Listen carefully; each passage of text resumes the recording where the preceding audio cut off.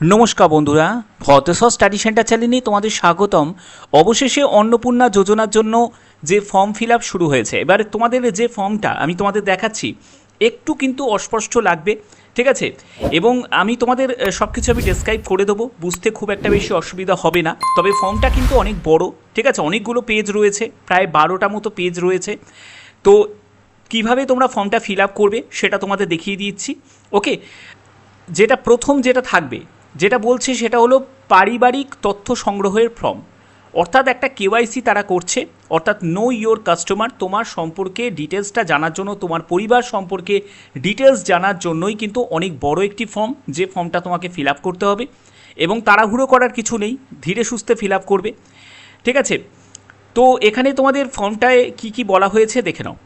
এখানে বলছে যে পারিবারিক পরিচয়, প্রথমে হচ্ছে যে পরিবারের প্রধানের নাম, অর্থাৎ হেড অফ দ্য ফ্যামিলির নাম, HOF, অর্থাৎ হেড অফ দ্য ফ্যামিলির নাম, তার পুরো নামটা কিন্তু তোমাকে লিখতে হবে।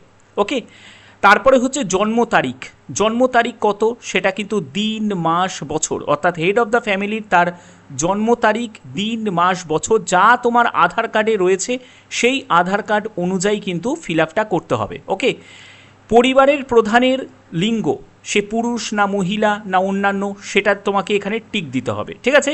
ওকে, তো যদি মহিলা তাহলে সেখানে টিক দিয়ে দেবে। পরিবারের প্রধানের আধার নাম্বার, আধার নাম্বারটা তোমাকে মেনশন করতে হবে, দেখতেই পাচ্ছ আধার নাম্বার মেনশন করতে হবে।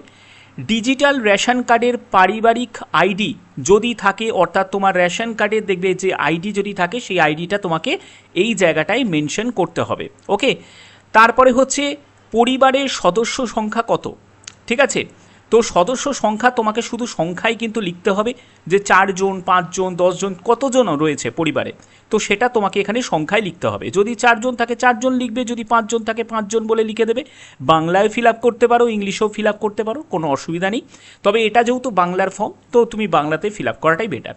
এরপরে ঠিকানা, ঠিকানার সম্পূর্ণ ডিটেলসটা, একদম স্থায়ী ঠিকানাটাই কিন্তু মেনশন করতে হবে, ঠিকানার সম্পূর্ণ ডিটেলসটা। ওকে, যোগাযোগের নম্বর, অর্থাৎ তোমার কন্ট্যাক্ট নাম্বার, সেটা কিন্তু চাওয়া হয়েছে, যেটা তোমার আধার কার্ডের সঙ্গে যে মোবাইল নাম্বারটা তোমাদের লিঙ্ক করা রয়েছে সেই মোবাইল নাম্বারটাই কিন্তু এখানে লিখতে হবে, অন্য মোবাইল নাম্বার দিলে কিন্তু হবে না, মাথায় রাখবে এটা। ওকে, আচ্ছা, এবার দেখো তোমাদের 9 নম্বর কলমে কি বলা হয়েছে। 9 নম্বর কলমে বলছে নাম, বয়স, জন্ম তারিখ, লিঙ্গ, পরিবারের প্রধানের সঙ্গে সম্পর্ক, আধার নাম্বার, পরিবারের সকল সদস্যের, দেখো এখানেই সকল সদস্যের, সদস্য 1 2 3 যতজন তোমার সদস্য রয়েছে তার ডিটেলসটা এবার চাওয়া হচ্ছে।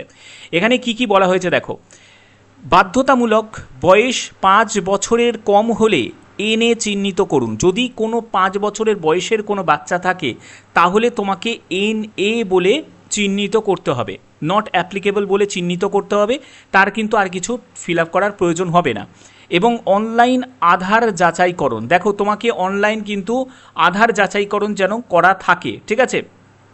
এবার দেখো তোমাদের এখানে তোমাদের বলে রাখি, এখানে যেগুলো যেগুলো তোমাকে করতে হবে, প্রথম যে সদস্য তার নাম, তার বয়স, জন্ম তারিখ, লিঙ্গ এবং পরিবারের প্রধানের সঙ্গে তার সম্পর্ক কী, অর্থাৎ ওপরে যে হেড অফ দ্য ফ্যামিলি যার নাম তুমি মেনশন করেছো তার সাথে তোমার সম্পর্ক কী সেটা কিন্তু মেনশন করতে হবে, বা যার যে প্রথম সদস্যের যার নাম লিখছো তার সাথে সেই হেড অফ দ্য ফ্যামিলির সম্পর্ক কী সেটা এখানে মেনশন করতে হবে, ঠিক আছে? তারপরে আধার নাম্বারটা মেনশন করতে হবে, ঠিক আছে? সেই সদস্য মানে 1 নম্বর সদস্যের তার আধার নাম্বারটা মেনশন করতে হবে। এরপরে চলে যাচ্ছি দ্বিতীয় পেজে। দ্বিতীয় পেজেতে হচ্ছে দ্বিতীয় সদস্য, ঠিক আছে? এবার যতজন সদস্য, তোমার যদি পরিবারে 3 জন সদস্য থাকে তাহলে 3 নম্বর পর্যন্ত ফিল আপ করবে, ঠিক আছে? 4 জন যদি সদস্য থাকে 4 জন সদস্য থেকে গিয়ে ফিল আপ করবে, এরকম কিন্তু তোমাদের সদস্য সংখ্যা দেওয়া রয়েছে। দেখো 5 নম্বর সদস্য দেওয়া রয়েছে, ঠিক আছে? এরকম করে কিন্তু সদস্য সংখ্যাগুলো দেওয়া রয়েছে। ওকে, তো এই হচ্ছে মেন ব্যাপারটা, একই রকম প্রসেস, ঠিক আছে? আর বাড়ালাম না, একই রকম প্রসেস। সেটা হলো নাম, সদস্য 2 নম্বর সদস্যের তার নাম, তার বয়স, তার জন্ম তারিখ যা তোমার আধার কার্ডে রয়েছে সেইটা দেখেই কিন্তু ফিল আপটা করতে হবে, ঠিক আছে? তার লিঙ্গ এবং হচ্ছে পরিবারের প্রধানের সঙ্গে তার সম্পর্ক এবং আধার নাম্বার সেটা কিন্তু মেনশন করতে হবে। ওকে, আচ্ছা, এর পরবর্তী আমরা চলে যাচ্ছি, দেখে নেবে এখানে পরপর আরও কিন্তু রয়েছে, ঠিক আছে? সদস্য সংখ্যাগুলো রয়েছে। ওকে, এরপরে হচ্ছে 10 নম্বর কলমে চলে এলাম। 10 নম্বরের পয়েন্টে কি বলছে দেখো, পরিবারের প্রধান এবং পরিবারের সকল প্রাপ্তবয়স্ক সদস্যের ব্যাংক অ্যাকাউন্ট, নগদ অর্থ স্থানান্তরের যেটা বলছে সেটা এখানে দেখো যে সদস্য 1 তার ব্যাংক এবং তার অ্যাকাউন্টের নাম্বার এবং আইএফএসসি কোড, তারপরে সদস্য 2 তার ব্যাংক তার অ্যাকাউন্ট নাম্বার এবং আইএফএসসি কোড, তারপরে 3 নম্বর সদস্য তার ব্যাংক তার অ্যাকাউন্ট তার আইএফএসসি কোড, ঠিক আছে। এবং অবশ্যই সেগুলো কিন্তু ডিবিটি করানো থাকতে হবে, অর্থাৎ ব্যাংকে তোমাদের আধারের সাথে যেন লিঙ্ক করানো থাকে, অর্থাৎ ডিবিটি নিয়ে অলরেডি ভিডিও দিয়ে দিয়েছি, তোমরা সেটা দেখে নেবে। এখানে কিন্তু দেখো পরিবারের সম্পূর্ণ ডিটেলসটা তারা জানতে চাইছে, ঠিক আছে। তো এই রকম কিন্তু যতজন সদস্য তো তার কিন্তু ডিটেলসটা এখানে ফিল আপ করতে হবে, ঠিক আছে। ফর্মটা বড় করেছে কিন্তু ফর্মের মধ্যে খুব একটা বেশি কিন্তু আমি কিছু জটিল কিছু দেখতে পেলাম না। এবার দেখো পরবর্তী চলে আসছি এপিক মানে হচ্ছে ভোটার। এবার হচ্ছে ভোটার কার্ডটা বার করতে হবে। ভোটার কার্ডে হেড অফ দ্য ফ্যামিলি এবং প্রাপ্তবয়স্ক সদস্য ভোটার তালিকার অংশ নম্বর কিন্তু মেনশন করা আছে, দেখে নেবে। হেড অফ দ্য ফ্যামিলির এপিক নাম্বার, ঠিক আছে, অর্থাৎ যার প্রথমে তুমি ফর্মটা ফিল আপ করছো, ঠিক আছে, তার এপিক নাম্বার। বিধানসভা ক্ষেত্র এবং অংশ নাম্বার, সেটা তুমি কিন্তু ভোটার কার্ডেই কিন্তু বিধানসভা ক্ষেত্র এবং অংশ নম্বরটা পেয়ে যাবে, ঠিক আছে। এবং তোমাদের দেখো বিধানসভা নির্বাচনী ক্ষেত্রের যে তালিকা, সেই তালিকা থেকেও কিন্তু তুমি এটা পেয়ে যাবে, ঠিক আছে। তোমরা একবার তালিকাটা দেখে নেবে, সেখান থেকেও কিন্তু তোমরা পেয়ে যাবে। এরপরে হচ্ছে যে সদস্য 1, দেখো সদস্য 1 তার এপিক নাম্বার, তারপরে তার বিধানসভা ক্ষেত্র এবং অংশ নাম্বার দেবে। সদস্য 2 এর তার এপিক নাম্বার, তারপরে বিধানসভা ক্ষেত্র অংশ নম্বর, অর্থাৎ পরিবারের যারা যারা আছে তাদের সব ভোটার আইডি কার্ডটা বার করে এটা কিন্তু ফিল আপ করতে হবে, ঠিক আছে।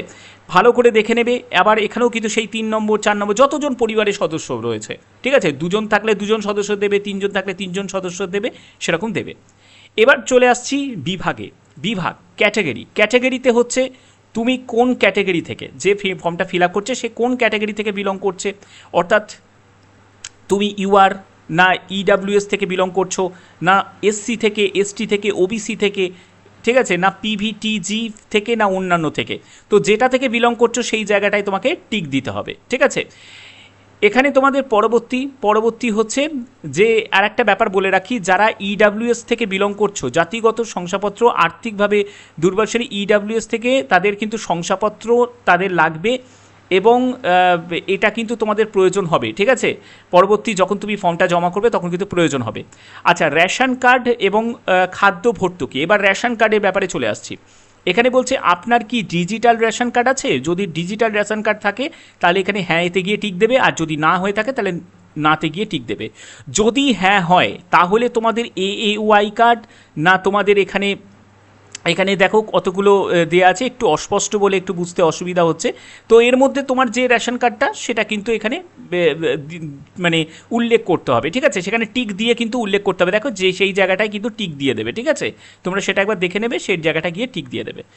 এরপরে হচ্ছে যদি হ্যাঁ হয় তবে এইখানে আরও ভালোভাবে দেখো এই ব্যাপারটা মেনশন করা রয়েছে যে এএওয়াই না, তারপরে হচ্ছে পিএইচএইচ না এসপিএইচএইচ না RKSY1 RKSY2 না ভর্তুকিহীন। তো যেটা রয়েছে, অর্থাৎ আমি ভালো করে তোমাদের মেনশন করে দিচ্ছি, AAY PHH না SPHH, ঠিক আছে, না এখানে RKSY1 না RKSY2, হ্যাঁ। তো যেটা আছে সেটা কিন্তু এখানে মেনশন করতে হবে, ঠিক আছে। এখানে তুমি টিকটা দিয়ে দেবে, ওকে। এরপরে হচ্ছে পরিবারটি রেশন দোকান থেকে মাসিক রেশন তুলছে কি না। তো সেটা তুমি কি, সেটা তোমাদের পরিবারে কি রেশন তুলছো? যদি তুলে থাকো তাহলে হ্যাঁ করবে, নাহলে তুমি না করবে, ঠিক আছে। সেটা তোমাকে টিক দিতে হবে। এরপরে হচ্ছে সম্পদ, ঠিক আছে, অ্যাসেট। তো এখানে তোমাদের যেটা বলছে সেটা হলো টিক দিতে হবে। দেখে নাও যে পরিবারের ধরন, আপনার বাড়িতে কি 3 বা তার বেশি পাকা ঘর রয়েছে, অর্থাৎ 3টে বা তার বেশি কি পাকা ঘর রয়েছে। যদি থাকে তাহলে হ্যাঁ করবে, না হলে তুমি এখানে না করবে। এরপরে জমির মালিকানা, তোমার রেজিস্ট্রেশন নথি, মিউটেশন কপি, ঠিক আছে, এগুলো কিন্তু তোমাদের জমির রেকর্ডের যে কপিগুলো সেগুলো কিন্তু তোমাদের লাগবে, এবং সেগুলো যে আছে সেটার জন্য তোমাকে হ্যাঁ করতে হবে, ঠিক আছে। তারপরে হচ্ছে পরিবার সকল সদস্যের মোট জমির পরিমাণ কত শতাংশ তোমাদের জমি রয়েছে, সেটা রেজিস্ট্রেশন নথি এবং সেটার কিন্তু সর্বশেষ এটা কিন্তু তোমাদের লাগবে, এবং সেটা কত শতক জমি রয়েছে সেটা কিন্তু মেনশন করতে হবে, ঠিক আছে। এবং জমির পর্চা এগুলো কিন্তু তোমাদের সব দেখবে। ওকে, এগুলো কিন্তু তোমাদের সব রাখতে হবে, জমির দলিল টলিল। এরপরে হচ্ছে যানবাহন, আপনি পরিবারের কোনো সদস্য কি অবাণিজ্যিক মোটর চালিত 4 চাকার গাড়ি আছে? আচ্ছা, আপনার পরিবারের কি কোনো 4 চাকার গাড়ি আছে? তো যদি তোমাদের মোটর চালিত 4 চাকার গাড়ি থাকে তাহলে মেনশন করবে, যদি থাকে তাহলে এখানে হ্যাঁ বলে দেবে, আর যদি না থাকে তাহলে নাইতে গিয়ে টিক দেবে। ঠিক আছে, এখানে গাড়ি, জিপ, ট্র্যাক্টর এগুলো কিন্তু মেনশন রয়েছে। ঠিক আছে, যদি থাকে সেটা মেনশন করতে পারো। এরপরে হচ্ছে যে পারিবারিক পরিবার ভিত্তিক সদস্যদের, এখানে বলছে যে পরিবার ভিত্তিক সদস্যদের এখানে স্বাস্থ্য বিমা। ঠিক আছে, এটা স্বাস্থ্য বিমা। ওকে, স্বাস্থ্য বিমা আমি তোমাদের বুঝিয়ে দিচ্ছি, কোনো চিন্তা কিন্তু নেই। ওকে, তো এখানে স্বাস্থ্য বিমার কথা কিন্তু বলছে, মানে হেলথ ইন্স্যুরেন্সের কথা কিন্তু বলা হচ্ছে। ওকে, আচ্ছা, এখানে কি কি বলা হয়েছে দেখো। পরিবারের সদস্যদের স্বাস্থ্য বিমা যদি থাকে, স্বাস্থ্য বিমা করা, তাহলে তুমি এখানে হ্যাঁ দিতে পারো। যদি হ্যাঁ হয় তবে সরকারি বা বেসরকারি, ঠিক আছে, কোথায় আছে সেটা কিন্তু মেনশন করতে হবে। আর যদি না হয় তাহলে নাতে গিয়ে টিক দিয়ে দেবে। ঠিক আছে, যদি হ্যাঁ হয় তাহলে সদস্য 1 সে কি সরকারি থেকে বিমা করা না বেসরকারি থেকে, বিমার মানে অঙ্কটা কত, বিমার কত অ্যাসিওর করা রয়েছে সেটা কিন্তু এখানে মেনশন করতে হবে। তারপরে প্রিমিয়ামের বিতরণ সেটা কিন্তু মেনশন করতে হবে। তারপর সদস্য 2তে চলে যাবে, সেখানে তোমাদের এই সরকারি না বেসরকারি, যদি হ্যাঁ হয়। আর যদি না করো তাহলে তো এগুলো ফিল আপ করার কোনো প্রয়োজন হচ্ছে না। ওকে, এরকমই কিন্তু তোমাদের সদস্য 1, সদস্য 2 মানে পরিবারের সম্পূর্ণ সদস্যদের তাদের সব কিছু ডিটেলসটা তারা জানতে চাইছে। ওকে ওকে, তো এরপরে হচ্ছে আয় পেশা। তো কোনো সদস্য, তোমার পরিবারের কোনো সদস্য কি আয়কর বা পেশাগত কর প্রদান করেন, অর্থাৎ কোনো ইনকাম ট্যাক্স কি দেয়? ঠিক আছে, তো এখানে তোমাদের বলে রাখি, যদি কোনো আয়কর বা পেশাগত কোনো কর যদি দেয়, মানে ইনকাম ট্যাক্স যদি দেয়, তাহলে তুমি হ্যাঁ করবে, আর না হলে তুমি না করবে। এবং এখানে আর একটা ব্যাপার বলে রাখি, যদি হ্যাঁ হয় তবে নাম এবং প্যান কার্ডের নাম্বার অথবা পেশা তোমাকে এখানে কিন্তু উল্লেখ করতে হবে। এখানে কিন্তু সেই ব্যক্তির তার নাম, তারপরে তার প্যান কার্ডের নাম্বার এবং তোমাকে পেশা, আচ্ছা অথবা পেশা, ঠিক আছে, অর্থাৎ তুমি নাম এবং প্যান কার্ডের নাম্বারটা মেনশন করে দিলেই হবে। তো প্যান কার্ড মানলেই তো সঙ্গে সঙ্গে তার ডিটেলসটা বেরিয়ে যাবে। এরপরে হচ্ছে প্যান কার্ডের দেখো, আচ্ছা আচ্ছা এইখানে দেখো, এইখানে কিন্তু আসল জিনিসটা কিন্তু এখানে মেনশন করতে হবে। যদি হ্যাঁ হয়, যদি প্যান কার্ডে তোমার যদি যদি তোমার এখানে দেখো, এখানে কি বলেছে, যদি তুমি যদি আয়কর বা তোমার যদি ইনকাম ট্যাক্স যদি তুমি দাও, তাহলে যদি সেটা হ্যাঁ হয় তাহলে, আর না হলে তো এগুলো কোনো ফিল আপ করার প্রয়োজন হবে না। আর যদি হ্যাঁ হয় তাহলে কিন্তু এখানে ফিল আপ করতে হবে। ঠিক আছে, এই জায়গাটা ফিল আপ করতে হবে, যে জায়গাটা তোমার দেওয়া রয়েছে, যে সদস্য 1 অর্থাৎ তার নাম, তার প্যান কার্ডের নাম্বারটা, তারপরে সদস্য 2 তার নাম, তার প্যান কার্ডের নাম্বারটা, সদস্য 3 তার নাম, তার প্যান কার্ডের নাম্বারটা, এরকম মেনশন করতে হবে যতজন সদস্য রয়েছে। ঠিক আছে, এখানে 5টা করে সদস্য সংখ্যা কিন্তু দেয়া রয়েছে। ওকে, আচ্ছা, এরপরে হচ্ছে কর্মসংস্থানের ধরন। ওকে, সে সরকারি ক্ষেত্রে কাজ করে কি বেসরকারি ক্ষেত্রে কাজ করে, বেতনভোগী কর্মচারী, ঠিক আছে, তো সেইটা কিন্তু এখানে বলছে যে আংশিক সময়ে কর্মরত বা সংগঠিত ক্ষেত্রে স্বনিযুক্ত, তো ব্যবসায়ী বা মালিক, তো এইগুলো কিন্তু এখানে গৃহিণী, যদি গৃহিণী হয় তাহলে গৃহিণী দিয়ে দেবে, বেকার যদি হয় বেকার দিয়ে দেবে। তো যেটা এখানে তোমাদের এখানে প্রযোজ্য আছে মানে তোমার জন্য, সেটা কিন্তু তোমাকে টিক দিতে হবে।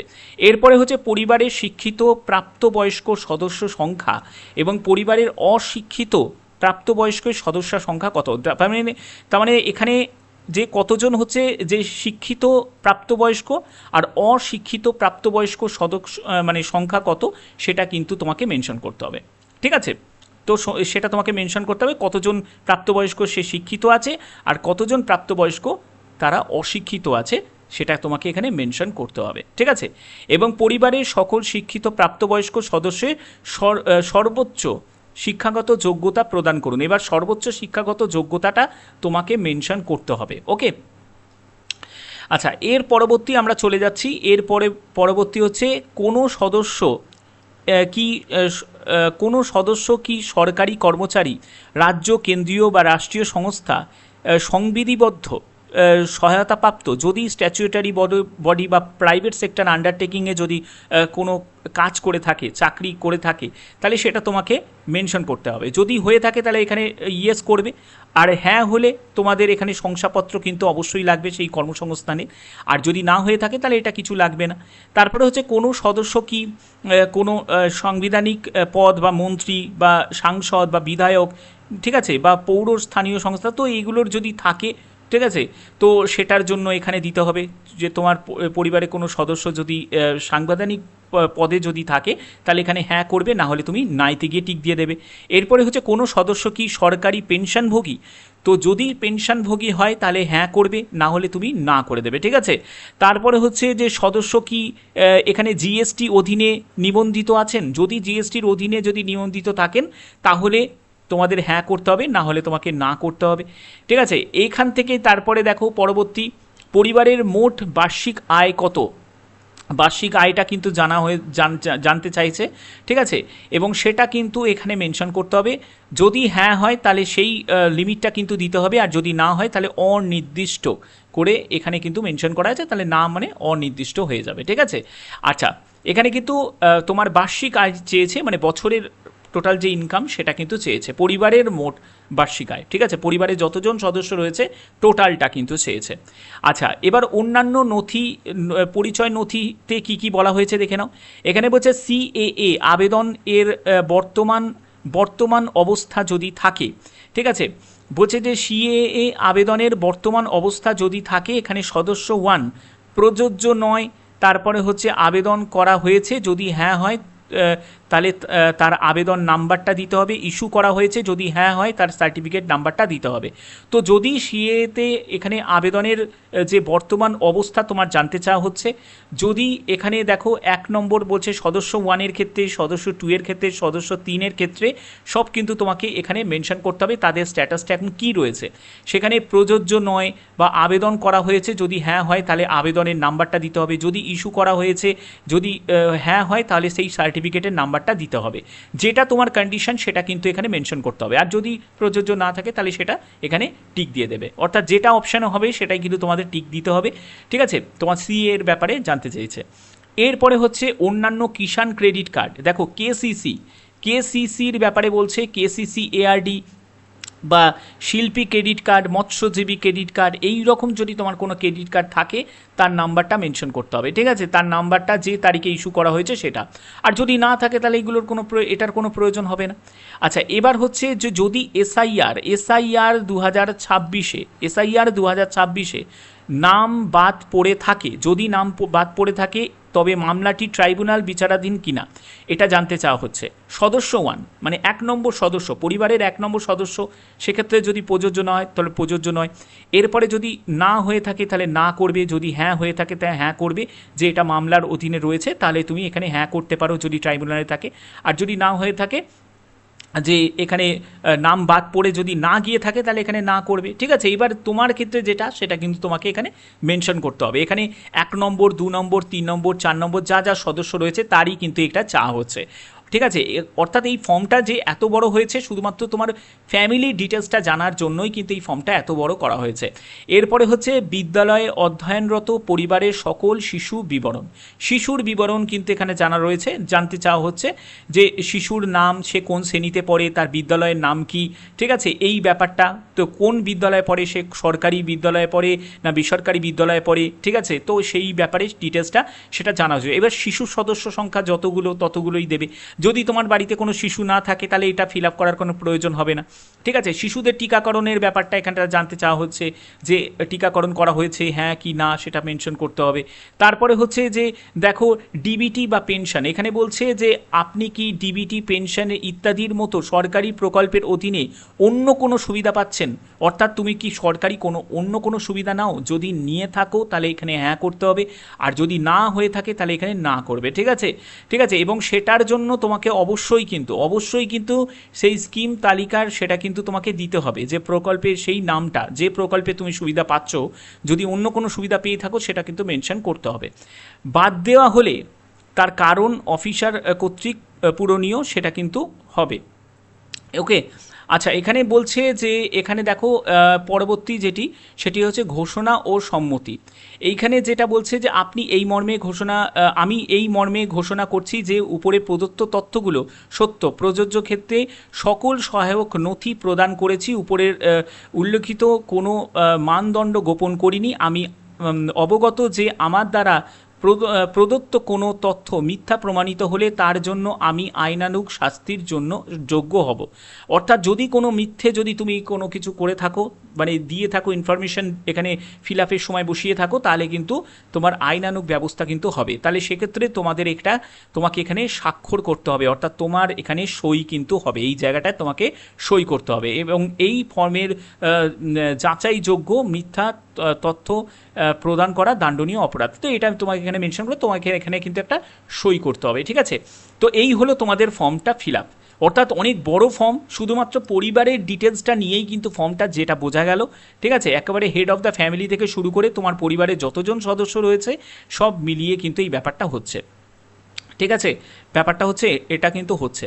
তো যাই হোক, তোমাদের ফর্ম ফিল আপটা আমি দেখিয়ে দিলাম। আরও ডিটেলসে আরও সুন্দরভাবে ব্যাপারটা আসবে। আর একটু যদি তোমাদের কাছে কোনো বুঝতে কোনো জায়গায় অসুবিধা হয় অবশ্যই তোমরা কমেন্ট করতে পারো। আর এরকমই গুরুত্বপূর্ণ আপডেট কিন্তু পেয়ে যাবে। এবং online form fill up start হলে কিন্তু অনলাইন ফর্ম ফিল আপটাও আমি দেখিয়ে দেবো, কোনো চিন্তা নেই। যার জন্য ভদ্রেশ্বর স্টাডি সেন্টার চ্যানেলটিকে সাবস্ক্রাইব করে রাখবে, বেল আইকনটাকে অল করে রাখবে। এখনের মতো এটুকুই, টাটা।